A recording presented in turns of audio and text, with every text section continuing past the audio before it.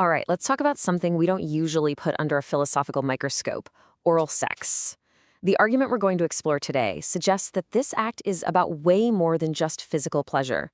In fact, it might just be a powerful answer to some of our deepest, most human psychological needs. And here's the core idea, and it's a pretty provocative one. The whole meaning of this act, it's apparently rooted in two things: loneliness and self-disgust. I know, that sounds completely backward, but stick with me. Let's unpack how we even get to a conclusion like that. So to really get this, we have to go back. We have to trace a journey that honestly every single one of us has been on. The journey from the total, unthinking acceptance we felt as babies to the shame and separation we learn as adults. This path is absolutely key.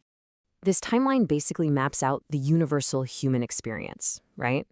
When we're infants, we're in this amazing state of total acceptance. Everything we do is seen as cute, as adorable. But then, as we grow up, we start learning shame. We learn to feel guilty about our own bodies, about our nakedness. And that leads us straight into an adulthood where we keep a kind of polite, necessary distance from pretty much everyone around us. And that separation becomes very, very real. I mean, we are all socially conditioned to keep up this physical bubble, somewhere between 60 and 90 centimeters. But this unspoken rule, this personal space thing, it's not just physical. It's a perfect mirror of the deeper emotional distance we've all learned to maintain. So what happens is, this process creates two different versions of us. You have the infant self, the you that was totally accepted, completely unashamed and open to everything. And then you've got the adult self, the one that's usually guarded, that's prone to guilt, and the one that keeps its distance. And that's the fundamental conflict we're all carrying around inside. But here's the thing.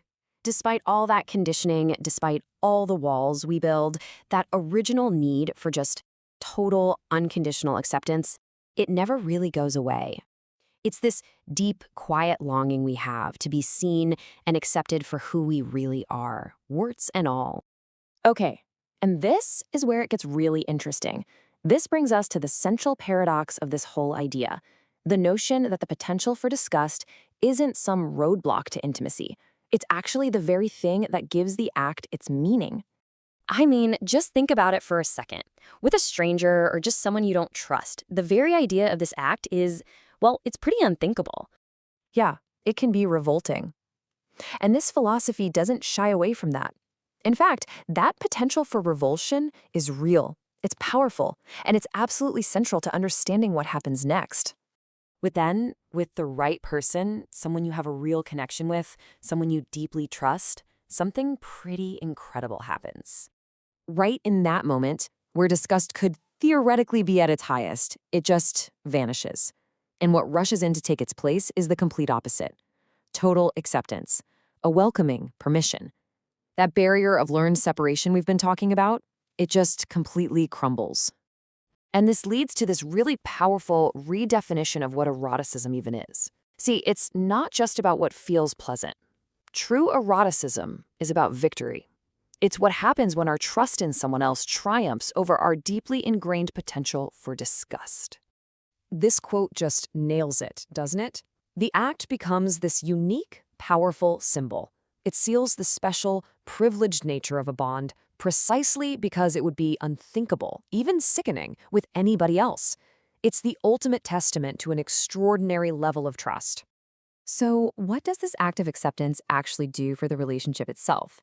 Well, that brings us to our next point: the idea that this forges a private sanctuary, a little fortress for two, totally sheltered from the judgments of the outside world.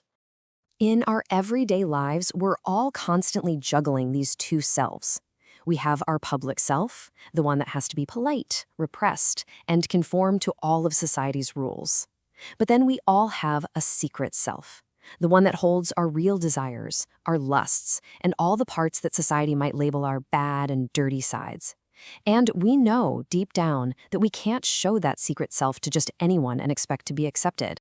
So a really powerful bond gets forged in this three-step dance. First, you take a risk.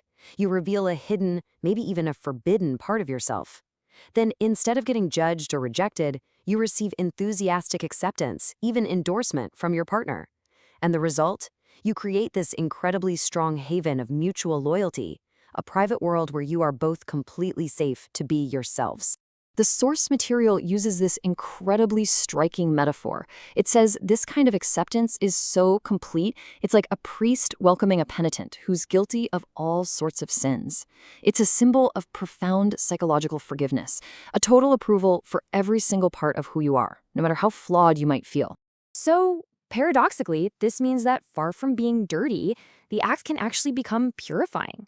By engaging with the parts of ourselves that we've been taught to see as polluted or shameful, and having them met with enthusiasm, we are liberated from that shame. It's like a cleansing emotional release. So what does all of this mean for the actual pleasure of the act itself? Well, this is where it all comes together.